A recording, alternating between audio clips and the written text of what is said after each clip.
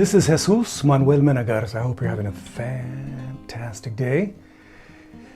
It's early May 2020. We're still in the middle of the pandemic, so I'm still shooting most of my videos at home, and it doesn't look good for me to be shooting videos actually at the RV dealerships for quite a while, because they're trying to keep the RVs clean. Is that a term? Clean. A lot of RV dealerships, if you're going to buy an RV, they'll open it up, they'll show it to you, and after that they'll clean it up, and if you're going to buy it, they'll clean it up again, and then they'll sell it to you, because they don't want you, the responsible RV dealerships don't want you to get sick. Other dealerships who don't care about you will just let people walk in and cough all over everything and say, I don't like this, let me go to the next one. But that's hopefully not your RV dealership. Hopefully you're wearing your gloves, and they're wearing their gloves and masks, and taking responsibility to help the community not suffer any sort of diseases, viruses, specifically the one currently occurring across the United States and around the world. I'm hoping you're nice and healthy. Hope you're doing well. In this video, I'm going to be talking about two things, two different communities in the RVing community. Very disparate communities. One is the van life community, and especially very specifically, I'm not talking about the affluent van life community that spend $150,000, $200,000 on a super fine, expensive, customized van, and have the $8,000 bicycles and go on ski trips and stuff like that. Spending some serious cash, having a great time, traveling around the United States and around Europe, wherever they're traveling. I'm talking about those that live a existence in their van. They customize their van. They just buy an old van, 10-year-old van. They put some 2x4s in there, make a table in there, makeshift table at that. Maybe throw in a propane stove and a little bucket. And they put little plastic bags in this bucket per Bob Wells, and they poop in it. And then when they stop off at a gas station, they just throw it in the garbage can. And you're at that gas station, you're going, what's that smell? Oh, Bob Wells left something for us. Thank you very much, Bob Wells. So these are two very, very, very disparate, communities. Let's talk about the glamorization of van life in the United States. A lot of these folks out there produce videos of their little adventures. They're going, camping on BLM land or in the National Forest, and they're having a fantastic time, riding their $200 bicycles and going in their little kayaks and cooking some beans and some hot dogs together, and they're having a great time. They're doing great. They're having a great time. Do you want to be cooking hot dogs and beans and subsisting on that? Probably not. I'm always amazed by these individuals who make it sound like they're enjoying themselves tremendously. They probably are. They might be actually enjoying themselves tremendously because they're away from people. A lot of them like to be, recluses. They don't want to be around people. Even Bob Wells, when he has his little events in, Arizona, he's over there. He's over there. He's not in the middle of the mix. He only comes, to promote his events and get all the people that are showing off their products and services to these Vandwellers. That's what he does, okay. But he's over there. He's a recluse. He doesn't like being around other people. And a lot of these folks that are Vandwellers like to be by themselves. I don't know if I could be by myself as much as these, go 2 weeks in this park and just be by myself, just walking around, climbing a mountain and, going down that trail and canoeing my little, down the river a little bit and coming back. And that's not for me. I like being around people. Call me crazy, okay? So a lot of these individuals like, again, to be by themselves. And if you like pooping in a bucket, that lifestyle is for you. Again, do you like pooping in a bucket? I know you got to poop somewhere. You get a bucket and you put a plastic bag in it and you poop in it. and you pee in it, close that little plastic bag, you collect them for about a week, and then you go to the gas station or the grocery store, which has a little bin over there, and you go, oh, that's the perfect spot to dump all my poop. And you dump it in there, and then a couple hours later in the sun, they go, what's that smell? Oh my God, it's poop. Somebody left us some poop in our garbage can. Thank you very, very much. I appreciate it immensely. So again, I'm going to emphasize the point that, you watch these videos of these individuals, living their modest lifestyles on the road. It sounds glamorous because they're free, supposedly, free. And they are living a very free lifestyle, but it's a lower socioeconomic, typically, lifestyle. I understand if I had some seriously hard times, that lifestyle might seem, interesting or exciting or last resort. And I totally understand that. I totally, utterly understand the fact that some folks out there don't have the income. They have an income under $1,000 and they just can't afford. They can buy some food. They can go to Mexico once in a while to get their health care taken care of. And they put some gas in the vehicle and they stay there for 2 weeks, and they just go for a couple hours there and a couple hours there. Don't want to waste too much gas, and they try to subsist on their modest incomes. Okay, I totally understand that, and but that's not for me. It's not glamorous when I see these individuals, in their semi-decrepit little Class Bs, and I go, no, that's not for me. So the other end of the spectrum are folks in their Newmars and Prevos, Class A's that cost $800,000, $1 million, and $1.5 million. Those are expensive. Can you afford one of those? I can't. I'm somewhere between the Vandweller and that person that goes to private resorts. So these individuals have the bath and a half. They have extremely large closets, beautiful bathrooms, great furniture, big screen TVs, and satellite coverage. And they go to resorts and they pay $1,000 a month to stay at these resorts, or $600 a month, and they live a very nice lifestyle. Traveling around the United States, either full time or part time. Any way you cut it, it's a very nice upscale existence. So you have people pooping in a bucket, and other people pooping behind a door in a porcelain toilet, and that goes into a black tank, and they dump it somewhere. It's a big difference. It's a tremendous difference, okay? So which one would you prefer to do if you could afford it? I would prefer to be that person going to the resorts in, the Key West and, Jackson Hole and nice resorts here and there all over the United States. And there are some spectacular resorts if you have the cash to blow in the United States.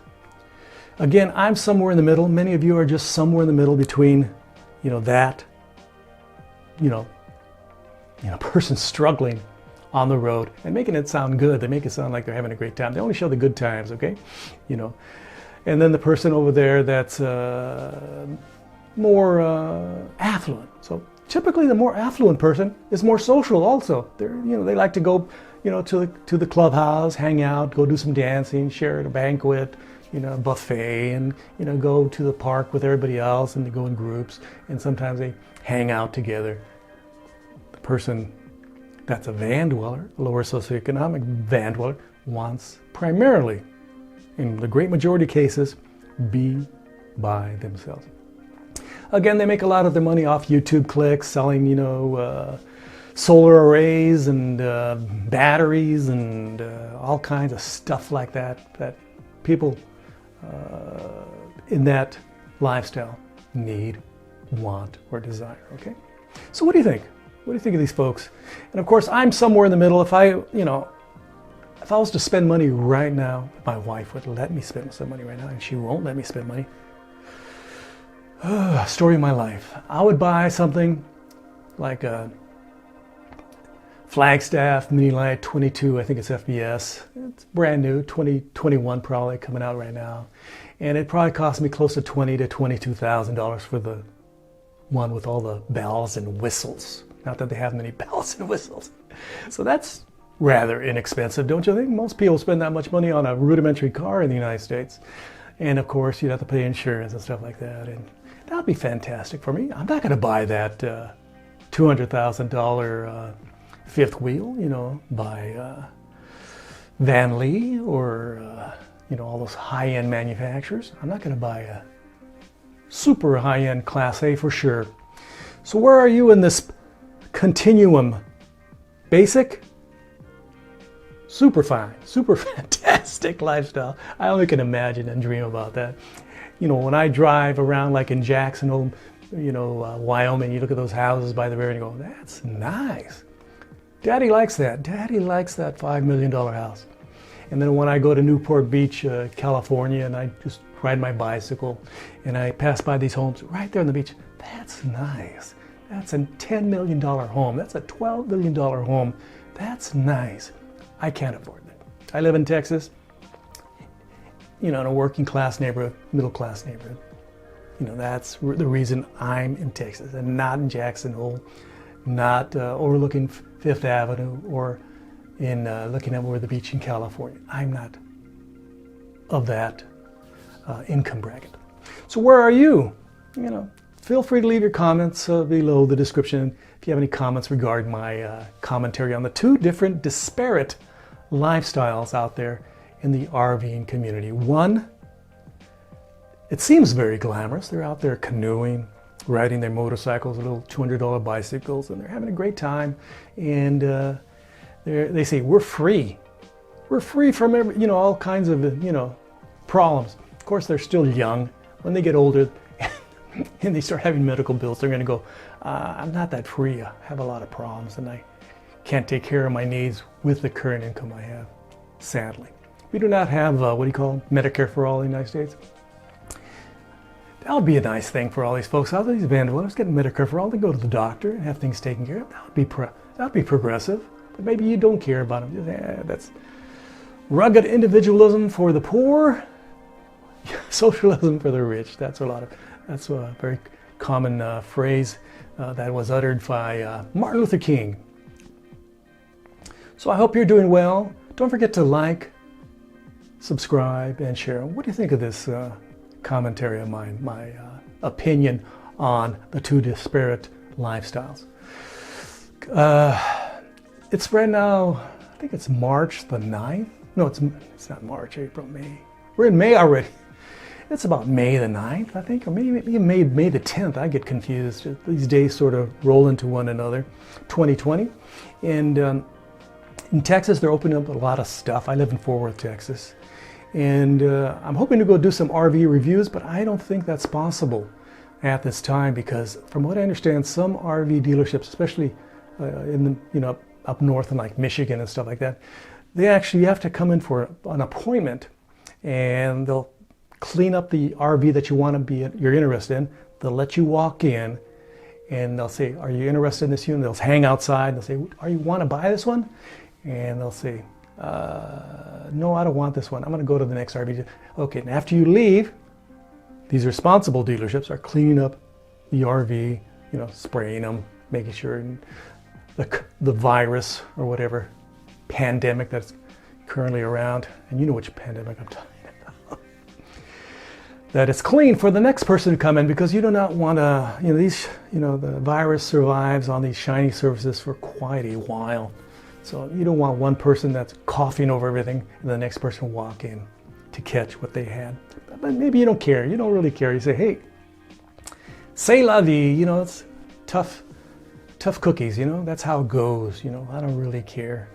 But some of these more responsible dealerships are conducting business that way. I don't know how they're going to conduct them in Texas. Everybody's going to you have 20 people walking through an RV during the day, and some of them are coughing, some of them are sneezing. Some are putting their hands all over the place. Some are very handsy. And then eventually you go in there and you catch something. Hopefully you don't. So I'm very worried about myself, and I'm probably going to not going to be doing RV reviews. I want to do some RV reviews. But in Texas, they're very laissez-faire regarding businesses. And so, we'll soon find out. We'll soon find out. We'll soon find out What do you think of the situation?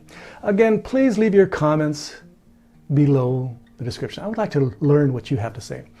And I want to alert you that I'm going to be starting doing, what do you call those things? Streaming videos. I'm waiting for this one long cable, HDMI cable, that'll connect behind my computer where I have my new stream card.